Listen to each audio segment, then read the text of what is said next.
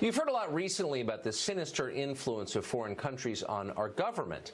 Our enemies abroad, we are told, take advantage of our political system to hurt us and help themselves. Well, we're right to be worried about that. It's actually happening. The chief offender is not Russia, though. It's Mexico. Mexican authorities encourage illegal immigration into our country. They publish instructions showing illegal aliens how to evade deportation from here. They guide migrant caravans north on their way to America. They send their poorest people here because it's cheaper than taking care of them there. America is now Mexico's social safety net, and that's a very good deal for the Mexican ruling class. In 10 days, Mexican voters will select a new president. The favorite in that race as of tonight is a man named Andrés Manuel López Obrador.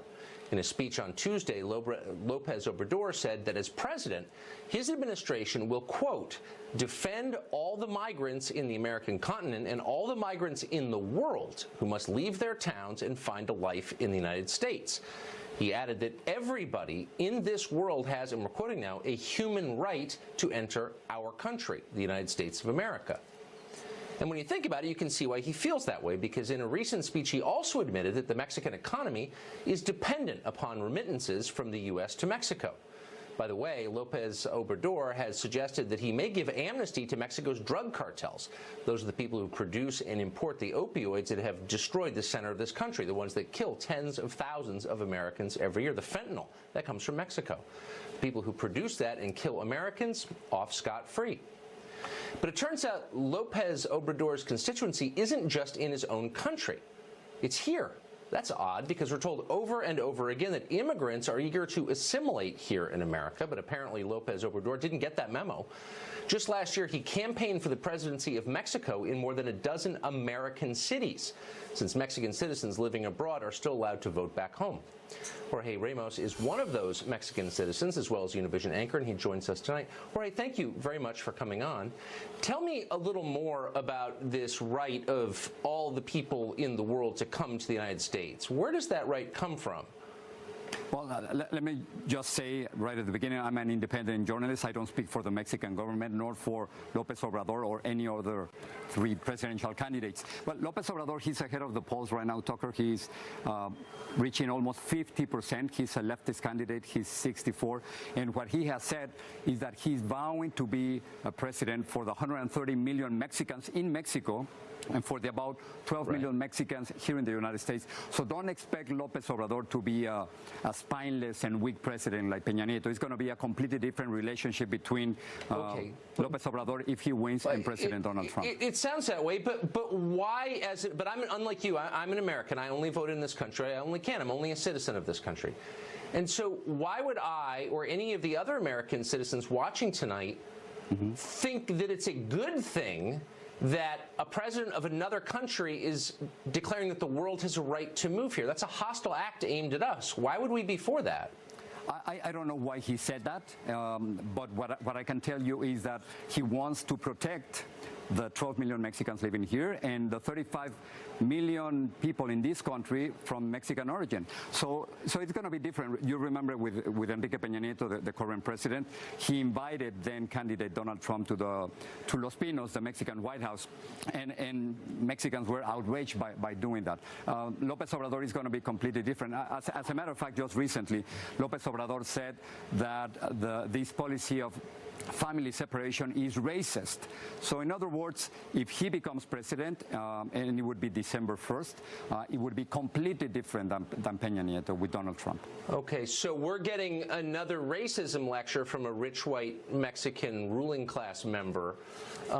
Okay, just want to clarify that. But let me just ask you this. Wait, no, but hold on. To get racism lectures from any Mexican official who preside over one of the most racist countries in the world, most Americans don't understand that. I've spent enough time there to know that but it's racism. It is racism what has happened with the family separation.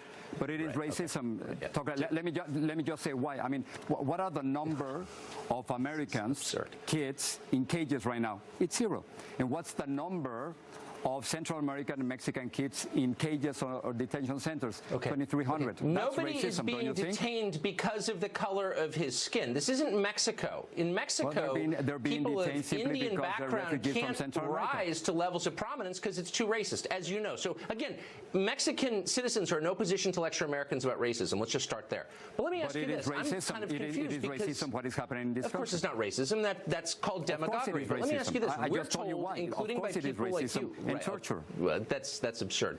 Well, let's move past it very quickly to ask the obvious question, which is, if Mexicans come here to assimilate and become Americans, which is what we're always being told, they want a part of the American dream, then why is the guy running for the president of Mexico campaigning among them? It doesn't sound like they're assimilating. It sounds like there's Mexican citizens extracting what they can from our country. Well, there are two things here.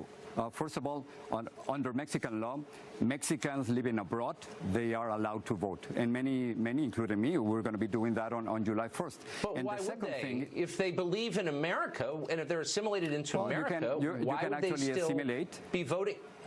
You can actually assimilate, and vote in a foreign you can election? be part of the United States and still believe that you can participate politically in Mexico.